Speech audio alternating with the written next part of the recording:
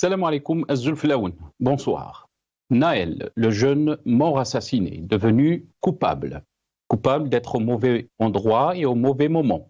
La mort de Naël est révélatrice de la profondeur du racisme qui ronge quelques institutions de l'État et la société française. 17 ans, à peine adolescent, juridiquement mineur, le jeune Naël a été arraché à la vie par une balle tirée à bout portant dans sa poitrine, par un policier censé représenter l'ordre et symboliser la protection contre les actes criminels. Fils unique, sa mère n'aura pas la chance de le voir grandir et devenir un homme. Naël sera tué 2 fois. D'abord par cette balle tirée froidement par un policier lorsqu'il a refusé d'obtempérer. Ensuite par un système judiciaire qui, dès le départ, essaya de transformer la victime en coupable. Le procureur ordonna une enquête à l'encontre de Naël pour délit de fuite et tentative d'homicide volontaire, en se basant ainsi exclusivement sur la version policière qui par la suite, s'est révélée être mensongère et calomnieuse. Version immédiatement démentie par une vidéo reproduisant clairement la réalité des faits. La victime est ainsi devenue coupable. Et si cette vidéo n'existait pas, Naël aurait été comptabilisé dans la liste macabre des présumés coupables. En 2022, 13 personnes de couleur ont été assassinées pour refus d'obtempérer. Les témoignages sont glaçants. Le racisme est-il profondément présent en France, même dans les institutions chargées d'assurer la sécurité publique, c'est-à-dire la sécurité des gens? Le communiqué surprenant du ministère des Affaires étrangères commentant la tragique disparition du jeune Naël met pratiquement en demeure le gouvernement français d'assurer la protection des ressortissants algériens établis en France. Il déclare faire confiance au gouvernement français d'assurer la protection des Algériens établis en France. Ce communiqué relève d'une faute politique et s'apparente à une ingérence claire, d'autant que nos sources nous affirment qu'il est un ressortissant français. Ce régime en panne de projet pour le pays et souffrant d'un manque flagrant de légitimité n'est motivé que par 2 axes afin d'améliorer son image. Chercher une légitimité à l'international, la visite en Russie y participe, et à l'intérieur du pays, accabler la France de tous les maux afin de redorer son image. Les prochains mois verront une crise entre la France et l'Algérie qui risque de devenir aiguë. La survie du régime passe par là.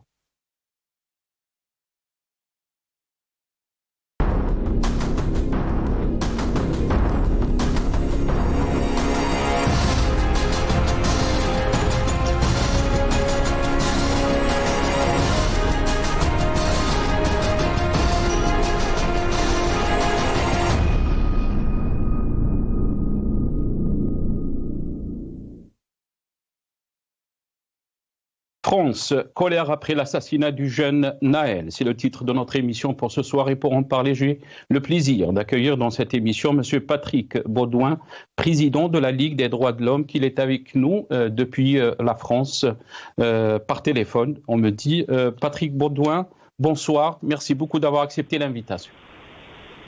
Bonsoir. Merci à vous d'avoir accepté l'invitation. Patrick Baudouin, comment peut-on qualifier donc cet assassinat du jeune homme et pourquoi? On est dans une situation qui, hélas, n'est pas nouvelle, et la Ligue des droits de l'homme, dont je suis le président, dénonce depuis plusieurs mois les dérives policières et les risques d'embrasement, ce qui est en train d'ailleurs de se produire. L'année dernière, juste à titre d'exemple, mais très révélateur, dans le cadre de ce qu'on appelle les refus d'obtempérer, les policiers ont utilisé leurs armes, je crois, à 150 reprises, et on s'est retrouvé avec 13 victimes, c'est-à-dire 13 personnes tuées. Cette année était plus calme et il se trouve qu'au mois de juin, malheureusement, nous avons 2 nouvelles victimes, dont le jeune Naël cette semaine, et ce, dans des conditions, la visio le démontre, elle est vraiment accablante pour le policier, des conditions qui relèvent presque du Far West. Hein. On voit ce policier tiré à bout portant sur le jeune Naël, âgé de 17 ans, alors qu'il n'est pas dans un état d'absolue nécessité, de légitime défense, qu'il n'y a pas de risque ou de péril imminent grave pour son intégrité physique à ce policier. Donc c'est tout un ensemble de comportements de la part, je dirais pas forcément de toute la police, mais d'un certain nombre de policiers qui se traduit par un recours à la violence, à la répression, et visant, il faut le dire, plus particulièrement des jeunes français ou pas, mais dont l'origine peut être une origine maghrébine ou autre. Donc une sorte de racisme latent, de discrimination, et c'est ce que nous dénonçons. Les quartiers dans lesquels vivent ces jeunes, très souvent, sont des quartiers qui ont été abandonnés, et la seule façon de réagir de la part du pouvoir jusqu'à présent est simplement la répression, la condamnation, la discrimination et une police qui devrait protéger tous les ressortissants sur le territoire français et qui, loin d'avoir cet objectif, par défaut de formation aussi, est une police qui comporte trop souvent des membres qui sont dans le racisme et la discrimination, comme je viens de le dire. Est-ce que vous pensez donc qu'on peut comprendre, par rapport à ce que vous venez de dire, Monsieur Patrick Baudouin, qu'il y a racisme dans la police, dans certaines institutions françaises? Alors, je crois qu'il faut pas généraliser, si vous voulez. Ce n'est pas parce qu'il y a des éléments qui le sont qu'on peut dire que toute la police, non, certainement pas. D'ailleurs, il y a des policiers qui se distancient complètement de tout cela. Mais il est certain que le phénomène existe dans nos institutions, dans la population d'ailleurs aussi, hein. Même s'il n'est pas forcément croissant, contrairement à ce qu'on pense. Il y a des actes violents, des actes racistes qui sont en train de se développer, notamment avec la montée de l'extrême droite. Ça, c'est absolument incontestable. Mais cette extrême droite et ces groupuscules d'extrême droite étaient un peu en sommeil, on va dire. Et là, ils réapparaissent au grand jour. Ça ne veut pas dire pour autant qu'en nombre, il y a une croissance, mais c'est dans les actions entreprises de plus en plus spectaculaires, de plus en plus décomplexées, qu'on voit ce type d'agissement. Alors pour revenir au jeune Naël, je crois que d'abord il faut quand même respecter malgré tout la présomption d'innocence, même à l'égard de ce policier. A priori, c'est vrai que quand on voit la vidéo, on a tendance à penser que bien. D'ailleurs, c'est pas pour rien qu'il a été aujourd'hui, ce qui est assez rare, à la requête du parquet, placé en détention provisoire. Mais je crois qu'il faut surtout maintenant lancer un appel au calme et appeler les autorités françaises, les plus hautes autorités qui enfin ont paru prendre conscience du problème hier, mais tout simplement parce que la peur les gagnait en quelque sorte, la peur des émeutes, ce qui est en train de se produire, les appeler à agir autrement que par la répression et à prendre des mesures urgentes vis-à-vis de la jeunesse, vis-à-vis des quartiers et vis-à-vis de toutes ces personnes qui se sentent à juste titre discriminées. Très bien. On va regarder ces images, Patrick Baudouin. Donc, il y avait une grande marche, surtout à Nanterre, qu'on appelait bien sûr la marche blanche, justice, donc pour Naël. On regarde ces images et je reviens à vous très rapide.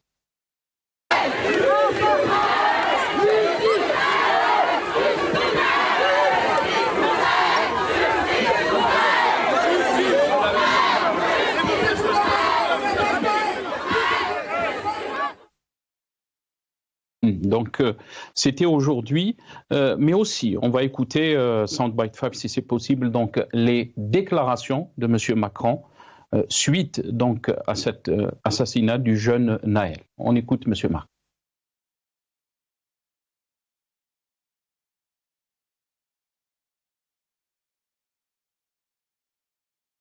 Écoutez, d'abord, je veux ici dire l'émotion de la nation tout entière après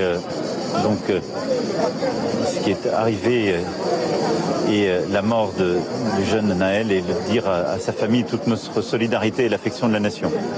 Nous avons un adolescent qui a été tué.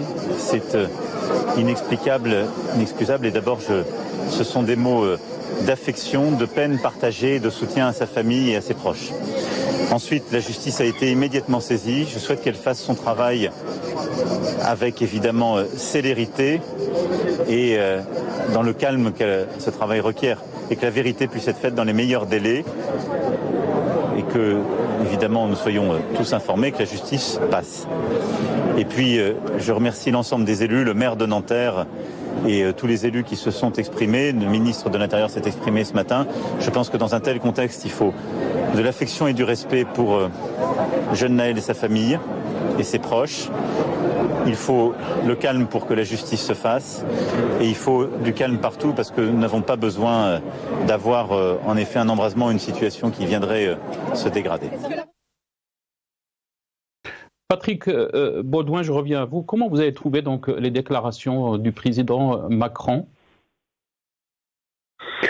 Je trouve que pour la première fois, par rapport à cette succession justement de personnes qui ont été victimes de tirs policiers dans le cadre de refus d'obtempérer, pour la première fois, le chef de l'État montre une certaine émotion et une prise de conscience de la réalité du problème, notamment au niveau aussi de la justice, parce que trop souvent, les policiers qui dépassent le cadre strict du maintien de l'ordre échappent aux poursuites judiciaires et bénéficient d'une sorte d'impunité.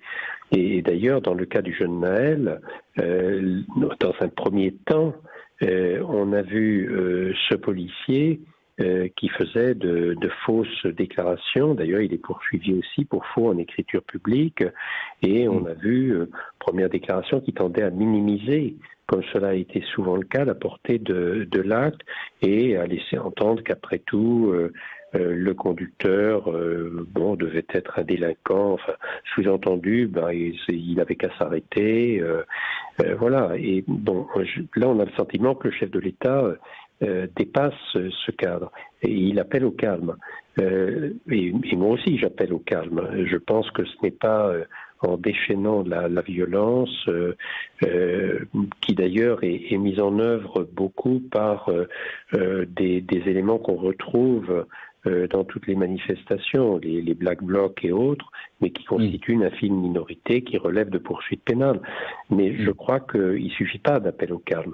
Il faut désormais prendre des mesures qui ne soient plus tournées vers la répression, je le disais, ce qui a été la politique des mois écoulés, y compris pour les manifestations sociales, prendre conscience du climat social dégradé et annoncer des mesures très fortes pour venir en aide à ceux qui sont victimes des inégalités, des discriminations, de la précarité. Il y a un vrai problème de société qui est derrière tout ça. Est-ce que vous pensez de l'autre côté, excusez-moi Monsieur Baudouin, est-ce que vous pensez aussi que de l'autre côté, les problèmes de ces jeunes, vous avez parlé donc de ces jeunes issus de l'immigration, bien sûr d'origine maghrébine ou africaine, est-ce que leurs problèmes restaient inaudibles, Monsieur Baudouin ? Jusqu'à présent, oui, je crois qu'on les a, comme on dit, on a mis la poussière sous le tapis.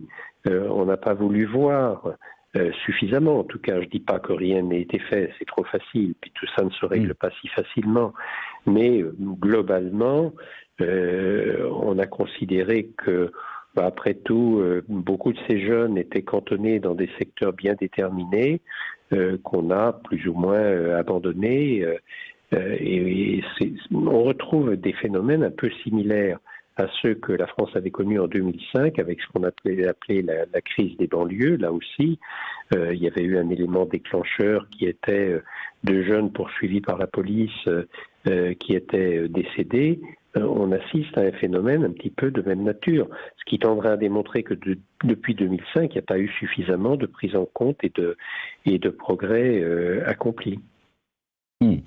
Est-ce qu'il y a malaise aujourd'hui en France concernant donc cette politique d'immigration ?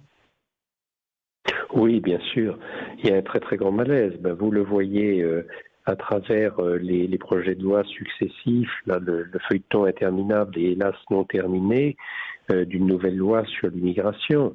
Ce feuilleton se complexifie du fait de la montée de l'extrême droite. De la droite extrême, de leurs idées et d'un pouvoir qui, au lieu d'aller à l'encontre de ces idées et d'adopter une politique qui se distancie des positions de l'extrême droite, les reprend à son compte. Or, aujourd'hui, ce n'est pas en disant qu'on va exécuter les obligations de quitter le territoire, qu'on va limiter l'immigration, qu'on va renforcer toujours la répression, que l'on va réussir à solutionner les difficultés que l'on rencontre. Il faut au contraire une politique d'accueil, une politique de solidarité. La France a besoin d'une population qui vient d'ailleurs, et tout au long des décennies, on découvre que c'est nécessaire. Et aujourd'hui, on revient à des positions de repli, de volonté d'être une forteresse, qui ne pourra jamais être le cas. On n'évitera pas l'immigration pour de multiples raisons, climatiques et autres. Donc il faut vraiment changer de paradigme. Et aujourd'hui, il y a, vous le posez la question, il y a une vraie crise. Et la crise, elle est multiple. C'est une crise sur l'immigration, c'est une crise sociale, c'est une crise liée aux peurs et aux angoisses pour le climat, pour la guerre en Ukraine. On sort d'une période Covid qui a aussi beaucoup marqué. Et ce que je crains, c'est que tout ceci constitue un terreau pour la progression des idées d'extrême droite. Et ça, on le voit aussi dans d'autres pays en dehors de la France. Absolument. Ce n'est pas en se repliant sur nous-mêmes que l'on va solutionner, je le dis à nouveau. Très bien. Vous avez parlé d'autres pays, Monsieur Baudouin. Je sais que vous suivez de très près ce qui se passe ailleurs, mais surtout en Algérie. J'aimerais avoir votre aperçu par rapport donc à ce communiqué du ministère des Affaires étrangères algérien. Je cite. Le ministère des Affaires étrangères et de la communauté nationale étrangère a pris avec choc et consternation la disparition brutale et tragique du jeune Naël et des circonstances particulièrement troublantes et préoccupantes dans lesquelles elle est intervenue. Le ministère des Affaires étrangères exprime ses très sincères condoléances à la famille du défunt et assure que son deuil et sa peine sont largement partagés dans notre pays. Le ministère des Affaires étrangères fait confiance au gouvernement français à assumer pleinement son devoir de protection, soucieux de la quiétude et de la sécurité dont doivent bénéficier nos ressortissants sur leur terre d'accueil. Quelle est votre réaction par rapport à ce communiqué, sachant que Naël aussi, je pense, il est de nationalité française? Bon, si je n'ai pas grand-chose à dire sur le fond de ce que vous venez de dire, c'est quand même extrêmement choquant de voir le ministère des Affaires étrangères algérien venir donner des leçons. Alors pour deux raisons. D'abord parce que quand la France ou des organisations comme la mienne, la Ligue des droits de l'homme, viennent critiquer ce qui se passe en Algérie, on crie tout de suite à l'ingérence et un regain de colonisation bien dépassé pour nous, fort heureusement. Donc je trouve ça assez singulier. C'est un peu la paille et la poutre. Je pense qu'en France, effectivement, il y a des problèmes qui résultent de ce communiqué, qui sont mis en exergue, mais je retourne le compliment et j'aimerais que le ministère des Affaires étrangères algérien prenne position sur les violations massives des droits de l'homme aujourd'hui en Algérie, où toute opposition est bâillonnée, où la presse, les défenseurs des droits de l'homme, les opposants n'ont plus aucune marge de manœuvre, où on a des arrestations arbitraires, des procès expéditifs qui ne respectent pas le moins du monde les droits de la défense, et le retour des mauvais traitements, des tortures, pour une situation dramatique des droits de l'homme, avec un pouvoir qui concentre un pouvoir militaire répressif, qui détient la réalité du pouvoir politique et surtout qui confisque les richesses du pays dans un système de corruption. Donc ce panorama-là ne me permet pas de considérer qu'un représentant du gouvernement algérien, en l'espèce le ministère des Affaires étrangères, viendrait nous donner des leçons de vertu. Hein. Je crois que voilà. Maintenant, le contenu lui-même, c'est vrai qu'il faut que la France prenne des mesures. C'est vrai qu'on doit avoir beaucoup de solidarité avec la famille du jeune Naël, une forte émotion, une certaine colère qui est légitime, mais qui ne doit pas permettre à quiconque venu de l'extérieur de mettre de l'huile sur le feu. Très bien. Merci beaucoup, Monsieur Patrick Baudouin, d'avoir participé donc dans cette émission. Merci pour votre temps. Patrick Baudouin, président de la Ligue des droits de l'homme. Vous étiez avec nous depuis Paris par téléphone. On reçoit aussi Lyes Jubaili, ingénieur économiste, militant politique connu. Lyes Jubaili, bonsoir. Merci beaucoup d'avoir accepté l'invitation. Merci pour votre invitation. Et toutes mes salutations aux compatriotes, aussi bien à l'intérieur qu'à l'extérieur, et à l'équipe de Maghrébia, bien sûr. Encore merci. Merci Lyes Jubaili, merci beaucoup. Comme on a aussi notre confrère depuis Paris aussi via Skype, Chaban Qassi, journaliste. Chaban, bonsoir. Merci d'avoir accepté l'invitation. Bonsoir Nasser, bonsoir Lyes Jubaili, bonsoir à tous. Chaban Qassi, qu'est-ce que vous pouvez nous dire donc très rapidement par rapport à cette affaire? On a vu la marche qu'on a nommée la marche blanche, justice donc pour Naël. Qu'est-ce qu'on peut dire jusqu'à cette heure, Chaban Qassi? Actuellement, dans cette heure, bien évidemment, beaucoup de Français, beaucoup de citoyens du monde sont dans l'émotion. Hein. Vous pensez bien que c'est une actualité aujourd'hui qui a pris des proportions à l'international depuis l'arrivée de ce drame hier matin. Mais malheureusement, une fois n'est pas coutume, on se rappelle, il y a déjà quelques années, pour en citer quelques-uns, en 2018 à Nantes, si mes souvenirs sont bons, c'est un contrôle de police qui engendre la disparition de deux jeunes. Ziad Ebouna en 2005 à Clichy-sous-Bois, qui tente de fuir la police en essayant de se cacher à l'intérieur d'un transformateur électrique qui provoque la disparition. En 2016, c'est l'affaire Adama Traoré. En 2010, c'est Grenoble. 2 adolescents qui meurent, qui trouvent la mort dans une collision avec la police, donc à Villiers-le-Bel. Donc tout ça, malheureusement, ce n'est pas la première fois que ça arrive en France. Et ce qu'on retrouve aujourd'hui, alors il y a l'émotion, on en parle, on pense à sa famille, bien évidemment, à ce jeune de 17 ans.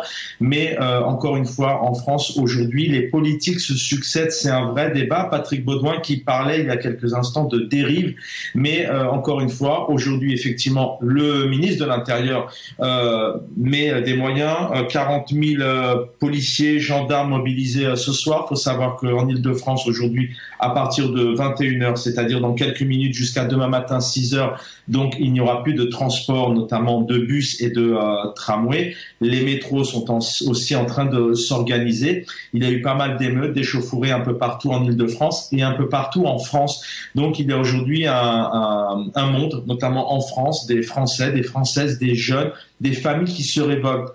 Pas qu'à Nanterre, dans les Hauts-de-Seine, mais un peu partout aux 4 coins du pays. Ça démontre aussi qu'il y a un ras-le-bol, une révolte vraiment auprès des Français et des Françaises qui en ont marre à chaque fois d'être confrontés à de telles situations.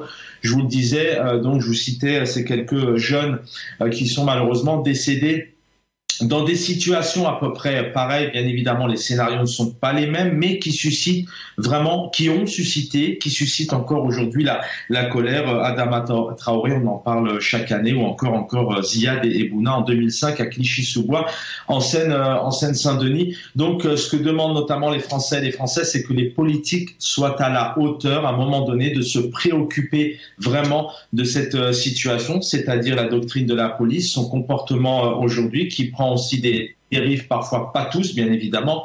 Attention à ne pas tomber dans l'exagération. Il y a de très bons policiers, très professionnels, et malheureusement, les jeunes sont confrontés souvent, encore un de trop, à de telles situations. Et puis, vous le disiez tout à l'heure, vous posiez la question à Patrick Beaudoin, il y a aussi certains paramètres. Il y a le projet politique, donc aller chercher vraiment les difficultés en amont, parfois dans les quartiers, un accompagnement, essayer vraiment d'aller crever là où sont les abcès, mais aussi le message de certains politiques parfois irresponsables. Il y a l'immigration qui est stigmatisée, il y a certains pays, certaines communautés comme le Maghreb, l'Afrique subsaharienne aussi qui en prend cher, donc tout ça, et certains médias aussi qui contribuent indirectement à générer un certain climat, un environnement assez particulier. Très bien. Chaban, vous avez parlé d'émotion, on va écouter les déclarations de la maman de Naël, on l'écoute. Naël était mon fils, un garçon de 17 ans, respectueux, gentil, amour, serviable. Il rendait des services comme pas possible, je vous jure qu'il en rendait. C'était mon bébé d'amour. Il était câlin avec moi, tous les matins, tous les soirs. Bonne nuit maman, bonjour maman, je t'aime maman. J'avais le droit à ça tous les jours, tous les jours. Je parle du passé de mon neveu, 17 ans, vous vous rendez compte? J'ai fait des bêtises à 17 ans, je regrette. C'est ce qui serait passé pour mon neveu. Mais non, eux ils l'ont tué. Hier matin il m'a dit bon maman je t'aime. On est sortis en même temps. Il est parti, je lui ai donné 20 € pour qu'il aille manger au McDo, se prendre son petit déjeuner. Je suis partie travailler.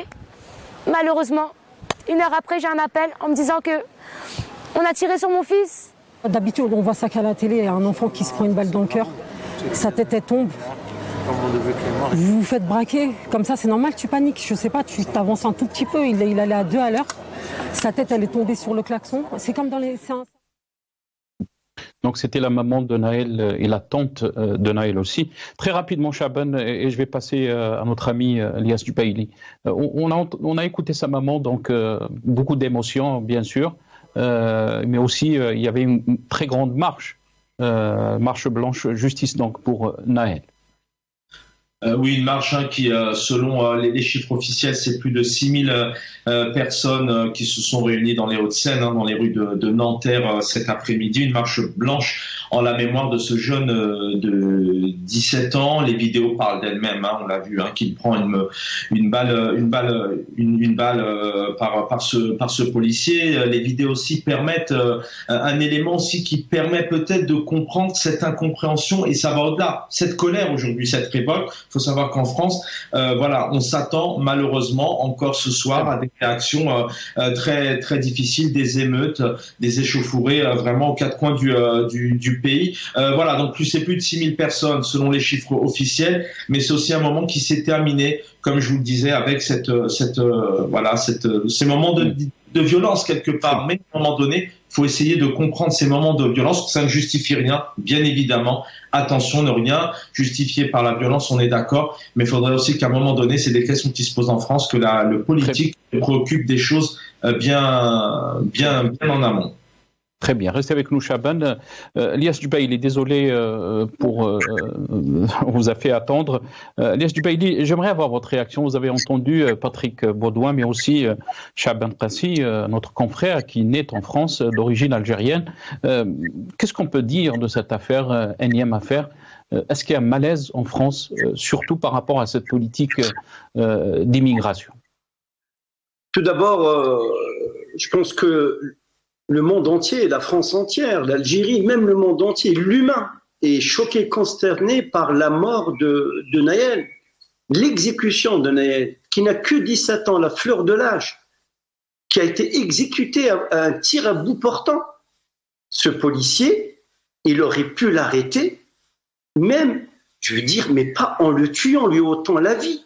Est-ce que le refus d'obtempérer, c'est tuer tuer, c'est pas inscrit dans le crime, dans le code pénal. Mais on dit, Elias Jubaili, on dit qu'il n'avait pas son permis. Je sais, au fait, on dit qu'il n'avait pas son permis, on dit qu'il faisait pas son âge, on dit qu'il avait 19 ans. Charlotte Dornelas sur CNews, elle disait qu'il avait un casier aussi long que le bras. Mais tout c'est des non-dits. Mais moi, revenons à l'essentiel, c'est que ce jeune homme a perdu la vie à 17 ans et que c'est un enfant unique d'une maman. Et c'est ça. C'est-à-dire, on a l'impression, on n'est plus dans une république. Moi, je stigmatise pas toute la police républicaine, parce que la police républicaine, elle travaille dans des conditions difficiles, elle fait son travail. Mais il y a une partie des policiers qui se comportent comme des cow-boys. Il avait toute la possibilité, je veux dire, de l'arrêter. On dit qu'il avait un casier. À la rigueur, il avait un casier. Vous connaissez son adresse, vous auriez pu aller le chercher au domicile. Mais pourquoi lui ôter la vie directement un tir à bout portant? Et heureusement, il y a la vidéo qui circule. Nous voyons vraiment convenablement que je veux dire, Naël, il a refusé de t'enterrer, d'arrêter. Il a redémarré sa voiture. On voit qu'il a redémarré sa voiture. Il n'a nullement l'intention de nuire ou atteindre l'intégrité physique du policier. On entendait, si tu t'arrêtes pas, je vais te mettre une balle dans la tête, shoot-le. Non mais moi, je me suis dit, est-ce que c'est un film américain? Est-ce que c'est ce qu'on appelle le remake de George Floyd aux États-Unis, dans le Minnesota, où il a été vraiment, je veux dire, assassiné, tué. Il disait « I can't breathe », je peux plus respirer. Mais la justice américaine a sanctionné terriblement la police. Moi, pour faire très simple, cher Nasser, nous demandons, il faut que la justice soit rendue. Et j'en suis sûr, on est dans un état de droit et que la justice sera rendue. Et que la justice sera rendue au nom du peuple français, et que la justice, il faut pas qu'elle représente une partie de la population. C'est ça ce qu'on attend. Il faut aller dans le calme, dans l'apaisement, parce que c'est très très important, et surtout dans l'accompagnement et la solidarité pour la maman, qui se trouve toute seule finalement, toute seule. Elle a fait de live, mais c'est émouvant. C'est le cri d'une mère. Le cri d'une mère, il faut que le politique réinvestisse parce que on dit les territoires de la République. Mais ce sont des enfants de la République. Même s'ils sont en échec scolaire, en décrochage scolaire, mais ils sont des enfants de la République. Ils sont français à part entière, ils sont nés sur le territoire français, où ils ont la nationalité française. Donc, il n'y a pas français de première souche ou de seconde souche quand on est français sur le territoire. Donc, c'est le politique. Moi, il faut rendre hommage aussi, peut-être. Il y a Macron qui était à Marseille. C'était pour relancer aussi les quartiers. Peut-être le politique, il va regarder, je veux dire, de plus près cette jeunesse issue de l'immigration, qu'elle soit d'origine africaine ou maghrébine, parce que c'est une partie de la population française. C'est des Français qui contribuent à l'effort national français. On ne peut pas stigmatiser une partie de la population cantonnée dans des tours ou parce qu'ils sont en échec scolaire. Il faut les réinsérer sur le plan de la formation professionnelle, sur le plan sportif. Nous avons vu tous les sportifs, ils ont rendu hommage. Est-ce que vous pensez qu'il y a un échec par rapport à cette politique, Elias Jubaili? Oui, c'est un échec. On peut pas cantonner. On dit ça coûte des blindes, ça coûte de l'argent. On a investi. Mais quand vous guillotisez des gens dans des quartiers, au fait, des no-man's land, quand vous les guillotisez, vous les stigmatisez, vous les contrôlez du matin au soir. Vous contrôlez la même personne 3-4 fois par jour. Parce que les délits de faciès, parce que ceci, parce que cela. Mais non, il faut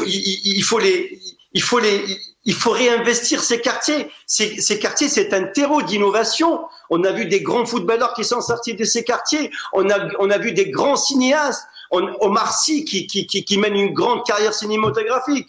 Zidane qui sort des quartiers nord de Marseille, qui est l'un des plus grands joueurs de football de l'histoire. il y a aussi des scientifiques, il y a aussi des grands bâtonniers, des grands avocats. Je pense à Bouzrou, je pense à Adlan.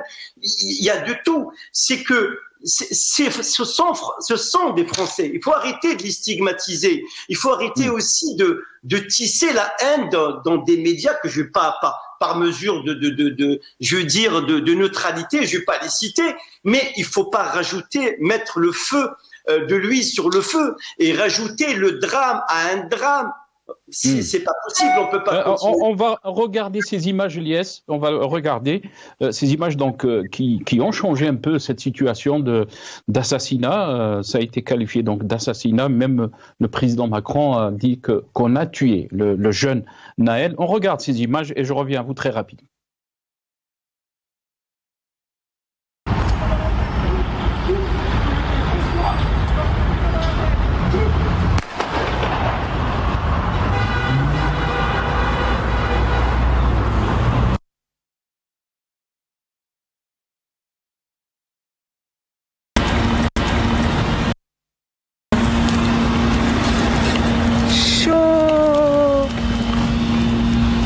Ils ont tiré, wesh.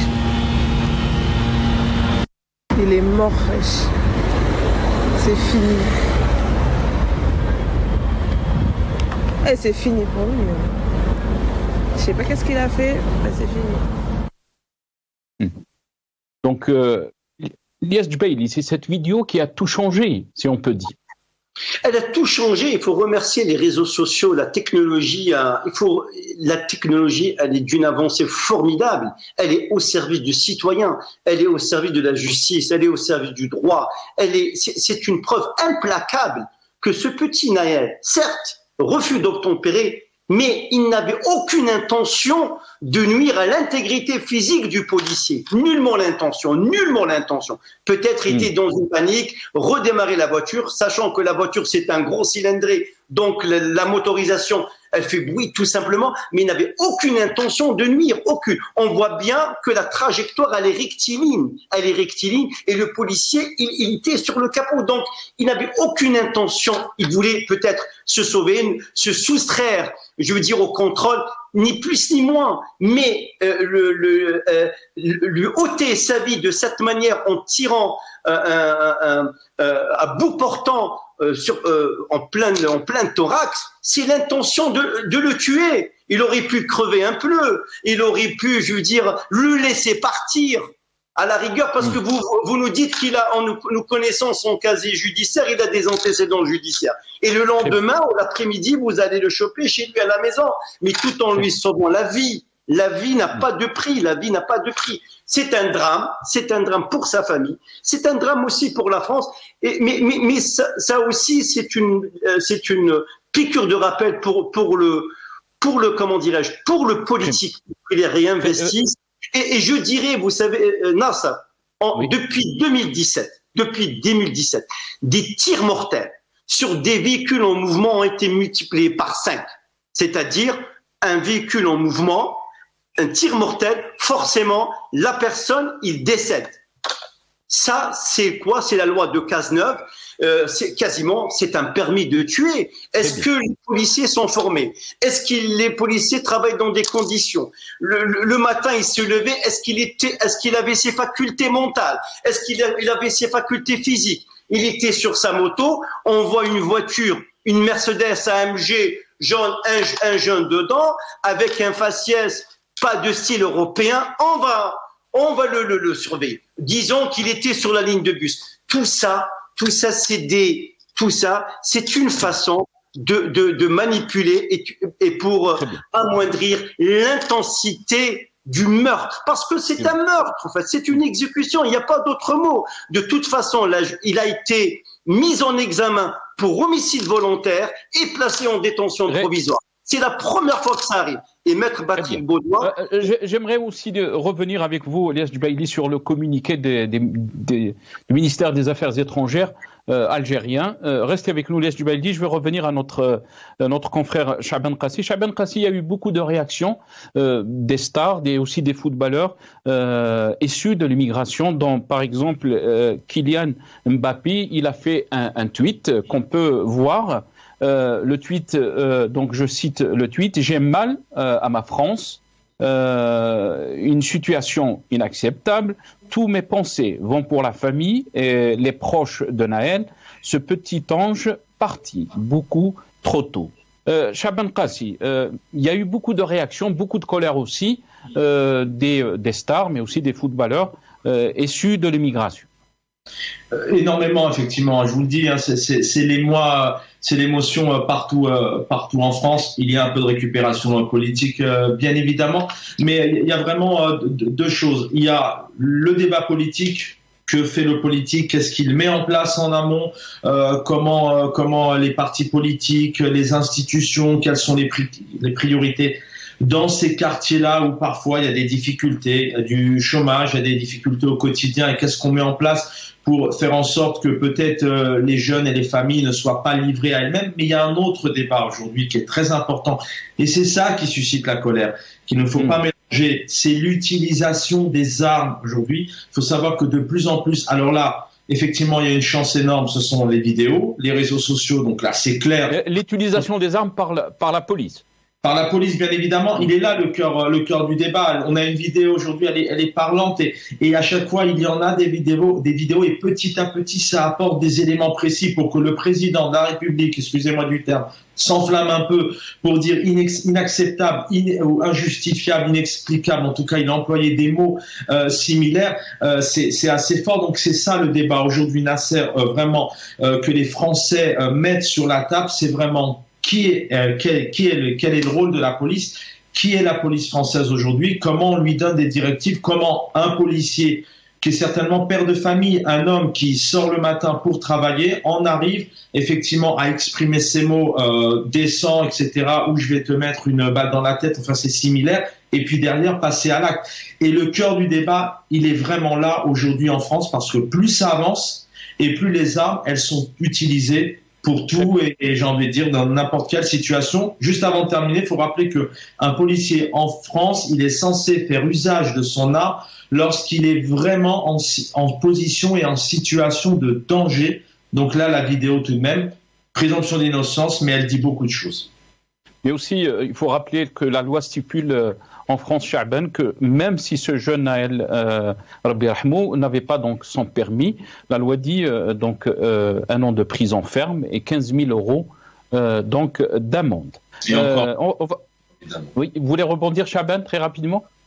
Non, vous avez tout dit, encore moins la mort, effectivement, mais vraiment, c'est vraiment, parce que là, on est vraiment, il y a certains, je vous dis, il y a certains élus qui essayent de dire, voilà, il avait un casier judiciaire, d'autres qui parlent de difficultés dans les quartiers, mais le cœur, vraiment, là, de la situation, peut-être qu'effectivement, précédemment, il y a quelques éléments, je grille un feu rouge, je suis en panique, je passe, etc. Oui, certainement qu'il y a eu des actes, des mauvais actes dans le comportement de ce chauffeur, de ce jeune de 17 ans. Mais à ce qu'il reçoive une balle dans la tête, ça c'est clair que on connaît tous les réponses, c'est non. Donc le cœur du débat, il est vraiment là. Quand est-ce que la police va utiliser ses armes? Merci Shaban. Lias Jubaili, on va finir, il ne me reste pas beaucoup de temps, j'aimerais avoir votre aperçu par rapport, moi aussi votre analyse par rapport donc à ce communiqué du ministère des Affaires étrangères algérien, et là bien sûr je le cite, le ministère des Affaires étrangères exprime ses très sincères condoléances à la famille du défunt et l'assure que son deuil et sa peine sont largement partagés dans notre pays. Le ministère des Affaires étrangères fait confiance au gouvernement français à assumer pleinement son devoir de protection, soucieux de la quiétude et de la sécurité dont doivent bénéficier nos ressortissants sur leur terre d'accueil. Le gouvernement algérien continue à suivre avec une très grande attention et les développements de cette affaire tragique, avec le souci constant d'être aux côtés des membres de sa communauté nationale au moment de l'adversité et de l'épreuve. Votre réaction, Lias?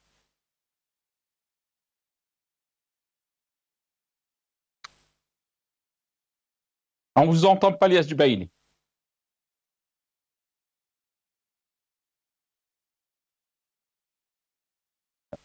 On ne vous entend pas. Je pense qu'il y a un petit souci de son de chez vous. Hein. Vous m'entendez? Vous m'entendez? Ah, très bien. Donc, vous avez, je vous ai cité donc ce communiqué. Oui, en fait, la diplomatie aurait pu apporter assistance, solidarité, accompagnement à la famille de Naël, parce qu'ils sont français d'origine algérienne, de façon discrète, apporter assistance. Mais dire au gouvernement français, nous vous faisons confiance, ça c'est une intrusion à la souveraineté nationale, à la souveraineté d'un pays. Naël est un Français, qu'on le veuille ou pas. Il est français, donc, et ça se passe en France. Certes, il est d'origine algérienne, la communauté, toute la diaspora algérienne, la communauté algérienne, et je dirais au-delà de là, je veux dire, même les Français, je veux dire, toute la nation, elle est choquée par rapport à la mort de Naël. Mais on voit bien que le département de M. Attaf, il essaye d'instrumentaliser, faire pression, mais a-t-il pensé à nous? A-t-il pensé aux Algériens qui sont en prison? A-t-il pensé à Fakhar qui est mort en prison? A-t-il pensé à Tazmel qui est mort en prison? A-t-il pensé à des jeunes, à des personnes qui ont perdu leur dignité dans les prisons? C'est ça, au fait. C'est ça. On demande à un pays, nous vous faisons confiance. Nous suivons de près le développement de... Non, c'est qu'en France, il y a une justice. C'est qu'en France, la justice sera rendue. Contrairement à l'Algérie, il n'y a pas de justice. Mais Kench Adala, c'est-à-dire c'est une justice de téléphone. C'est-à-dire le plus faible, il meurt. Certes, la justice en France aussi, elle n'est pas si parfaite que ça, comme dans tous les pays du monde, mais au moins ici... On peut s'ingérer de cette façon, Yann. Mais c'est violent, on n'a pas de, je veux dire, diplomatiquement parlant, dans les annales de la diplomatie, dans l'histoire de la diplomatie, c'est une ingérence dans les affaires souveraines d'un pays. C'est ça. Donc, je pense que tout le monde a compris un petit peu la manipulation que ce régime cherche à exploiter la mort de Naël. Est-ce qu'il a pensé au Harraga? Est-ce qu'il a pensé au Harraga? Est-ce qu'il a renouvelé leur passeport, hein? Ou bien le 19 mars, il les a investis, venez au consulat pour vous refaire le passeport, pour que vous soyez forts et soutenir le régime. Vous savez, ce régime-là, merci. Il a... Finissez votre... Nasser, ce régime, on ne peut même pas parler parce qu'il n'y a pas de droit, il n'y a pas de justice. Lui, il ne sait pas c'est quoi le droit, il ne sait pas c'est quoi la justice. Il s'ingère dans les affaires du pays. Voilà. Donc, déjà, il va aller devant sa porte. La porte, c'est soutenir et libérer tous les détenus d'opinion qui sont injustement, libérer le pays, démocratiser la société algérienne. Pas exploiter le malheur des uns, fait le bonheur des autres. Le malheur de Naël, la justice sera rendue pour Naël. Et je vous le dis. Merci beaucoup. Désolé, je vous ai pressé parce qu'on me dit le temps de l'émission est terminé. Merci beaucoup, Lias Jubaili, ingénieur économiste, militant politique. Vous étiez avec nous depuis Paris via Skype. Merci à notre confrère Chaaban Qassi. Merci aussi à Patrick Baudouin, président de la Ligue des droits de l'homme. Merci à vous, chers téléspectateurs, d'avoir suivi cette émission. Yartakoum Saha, bqaw ala khair.